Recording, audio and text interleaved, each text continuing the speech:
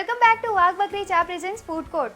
આપણે શીખ્યા બાજરાના રોટલા, તો ફટાફટથી નોટ કરી લો તેની રીત. બાજરાના રોટલા બનાવવા માટે જોઈશે બાજરાનો લોટ 60 ગ્રામ, પાણી જરૂર મુજબ.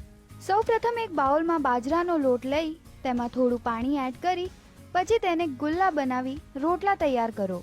તે બાદ રોટલાને પેન પર ધીમી આંચ પર હલકા ગુલાબી થાય ત્યાર સુધી શેકી લો તો તૈયાર છે બાજરાનો રોટલો.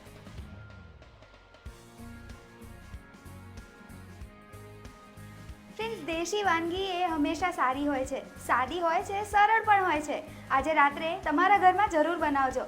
કાલે ફરી મળીશું એક નવી વાનગી સાથે. ત્યાર સુધી keep smiling and stay healthy.